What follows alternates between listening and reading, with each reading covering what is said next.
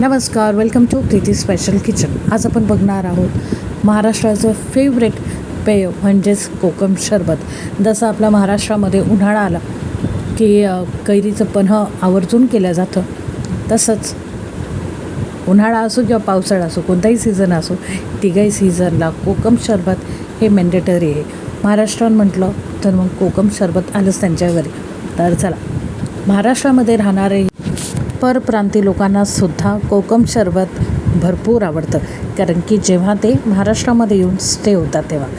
तर चला, पटकनचं झटपट होणारं कोकम सरबत बनवूया. आता तुम्ही म्हणताल ह्याच्यात काय मोठं, कोकम टाकायचं, ज्यूस आणि पाणी टाकायचं. नाही, आपण हे सब्जासहित करणार आहोत.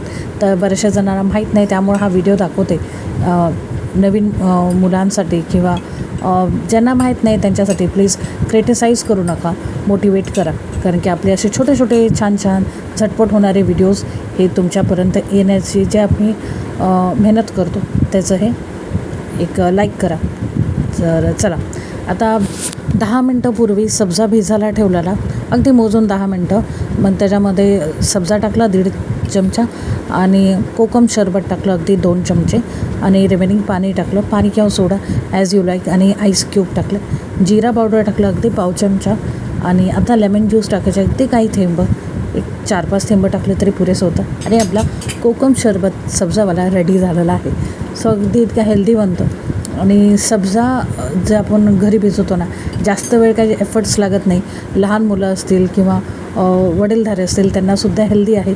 आणि बाजारातलं मार्केटमधलं बॉटलमधलं कोल्ड्रिंक पिण्यापेक्षा हे कधीही उत्तम. आपण जेव्हा बाहेर फिरतो आपल्याला ऊन लागल्यासारखं होतं, तर हे त्याच्यानी खूप बचाव करतं. जसं आपण उन्हाळ्यामध्ये मॅन्डेटरी आहे सनस्क्रीन लावणं, तसं मॅन्डेटरी आहे कोकम ज्यूस पिणं.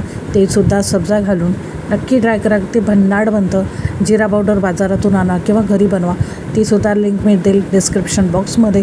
आणि सब्जा तर ऑब्वियसली 10 मिनटात भिजतो. तर चला, आवडला असेल ही आयडिया आणि ही रेसिपी तर नक्कीच लाईक, शेअर, सबस्क्राईब करा, कारण की सगळं करणं निःशुल्क आहे, फुकट आहे. व्हिडिओ शेवटपर्यंत बघण्यासाठी खूप खूप धन्यवाद.